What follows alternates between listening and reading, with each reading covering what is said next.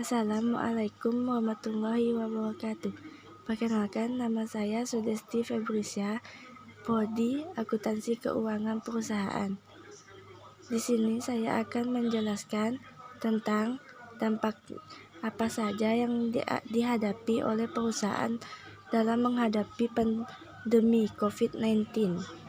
Kedua, strategi pemasaran yang dihadapi di masa pandemi. Yang ketiga, sistem informasi yang diperlukan.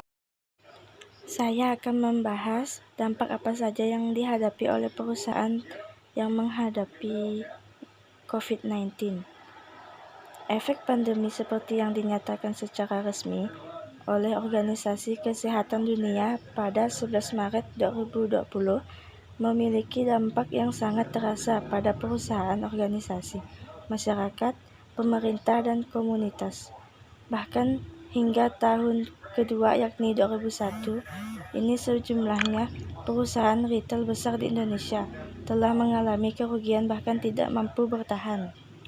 Pandemi ini tidak hanya berakibat pada gaya hidup, cara bersosialisasi, namun juga mengganggu jalannya perekonomian. Himbauan untuk membatasi mobilitas di luar rumah membuat banyak pelaku usaha, baik skala besar maupun kecil, sulit untuk tetap bertahan hidup. Berikut beberapa risiko utama yang dihadapi perusahaan ketika krisis COVID-19 semakin berdampak terhadap pendapatan dan aktivitas operasional perusahaan, sebagaimana dikutip dari jurnal Business Knowledge Wharton. Yang pertama, menurunnya produktivitas karyawan. Setiap industri akan terpengaruh, seperti yang mungkin dilihat oleh perusahaan. Selama periode ini, banyak karyawan yang tidak dapat bekerja karena sakit, tertular virus COVID-19, dan berkelakuannya isolasi mandiri.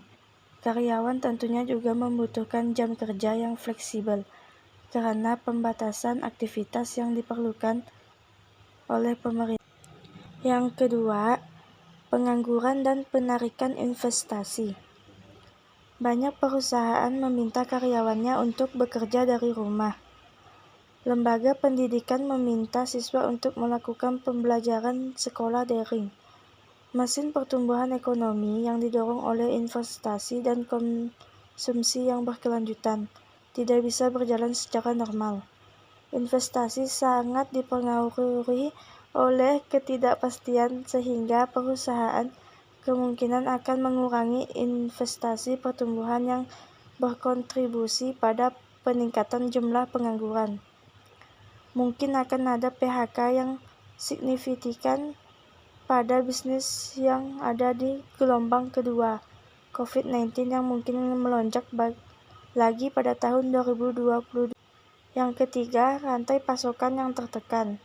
Ekonomi global masih sangat terintegrasi dan sebagian besar negara dan perusahaan bergantung pada vendor untuk bisnis mereka. Dari bahan baku farmasi hingga elektronik dan sebagian besar produk barang konsumen, kemungkinan akan ada penundaan pembelian. Alat berat dan rantai pasokan manufaktur sudah terkena dampak penyebaran COVID-19 di seluruh Asia dan Eropa. Janganlah kita juga lupa bahwa perang dagang besar dengan banyak mitra dagang masih belum terselesaikan. Yang kedua, saya akan membahas strategi pemasaran di masa pandemi. Pertama, gunakan topik dan kata kunci untuk penargetan yang tepat.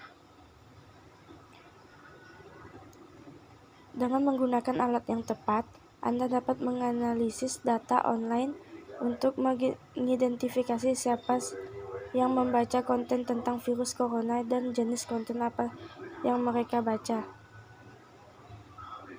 Setelah itu, Anda dapat mengelompokkan topik atau kata kunci yang mereka minati agar bisnis Anda dapat memberikan konten yang tepat dan sesuai dengan kebutuhan mereka saat ini.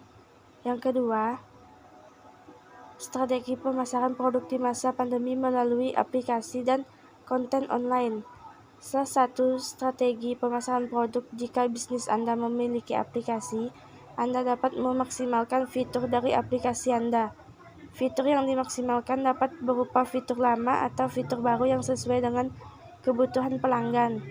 Anda juga bisa memasukkan konten yang telah Anda buat dengan mencari topik dan kata kunci sebelumnya ke dalam aplikasi. Tapi konten yang Anda buat harus tetap relevan. Seperti contohnya ketika Anda berjalan di bisnis kesehatan atau kebugaran, Anda dapat membuat fitur khusus pelaporan gejala virus COVID-19, atau Anda dapat membuat konten tentang olahraga sederhana dan membuat makanan sehat dalam membantu pelanggan memerangi virus. Berikut yang saya akan bahas tentang sistem informasi. Sistem informasi akuntansi adalah sistem yang dirancang untuk mengumpulkan dan menampilkan informasi akuntansi sehingga akuntan dan eksekutif perusahaan dapat membuat keputusan yang tepat. Sistem ini dianggap sebagai komponen penting dari kantor keuangan di seluruh dunia.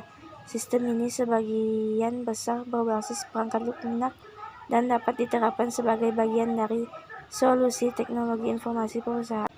Sistem informasi akuntansi sangat diperlukan oleh sebuah perusahaan yang bergerak di bidang apapun. Alasannya karena mengandung sebuah proses untuk melaporkan kondisi keuangan perusahaan secara akurat dan benar untuk semua pihak yang membutuhkan. Yang kedua, sistem informasi pemasaran. Pengertian umum dari sistem informasi pemasaran adalah salah satu sistem yang di dalamnya menganalisa dan juga mengukur informasi pemasaran yang dihimpun secara terus-menerus dari berbagai sumber perusahaan.